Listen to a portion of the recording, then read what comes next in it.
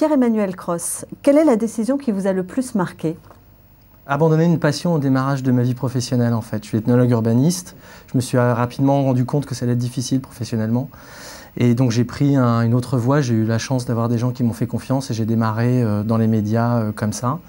Et plus généralement, ce qui me marque, c'est les personnes qui consciemment ou inconsciemment prennent la décision de consacrer leur vie à une cause. Des gens comme Robert Badinter ou Nelson Mandela ou Sœur Emmanuelle ou même Nelson Montfort par exemple. Et quelle est la décision qui vous a paru la plus difficile à prendre? Je ne vois pas, là, comme ça, naturellement. En tout cas, ce qui me vient, c'est que les questions, en tout cas les décisions qui ne vous offrent que des mauvais choix entre, par exemple, la peste ou le choléra, celle-ci, c'est toujours la décision très difficile à prendre parce qu'elles ont toujours en elles une forte part de sacrifice et ça, je ne suis pas toujours très à l'aise, voire très heureux de les prendre, quand bien même il faut les prendre. Alors pour vous, c'est quoi une bonne décision?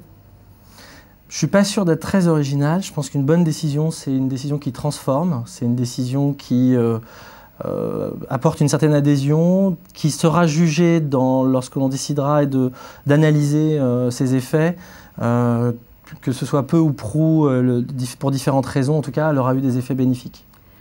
Quel est le trait de caractère qui vous aide dans vos prises de décision?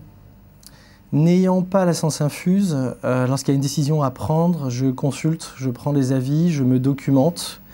Et puis enfin, à la fin, une fois que j'ai l'ensemble des éléments pour prendre la décision, je fais la synthèse des avis et de ma propre conviction.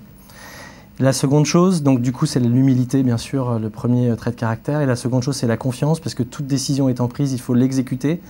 Et à partir de là, du coup, c'est là où les équipes prennent les relais pour les exécuter. Et donc la confiance envers les équipes pour que cette décision soit exécutée dans le sens qu'on l'a prise. Et de quelle grande décision auriez-vous aimé être à l'origine?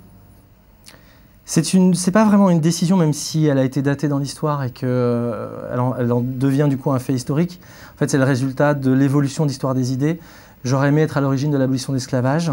Parce que c'est un grand pas dans l'acceptation de l'égalité entre les hommes.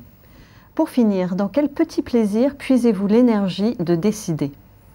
Le fait d'initier les choses, tout simplement, parce qu'en réalité, lorsqu'un certain nombre de ces initiations se concrétisent, c'est là qu'on prend le plus de plaisir. Pierre-Emmanuel Cros, définitivement Decision Maker, merci. Merci à vous.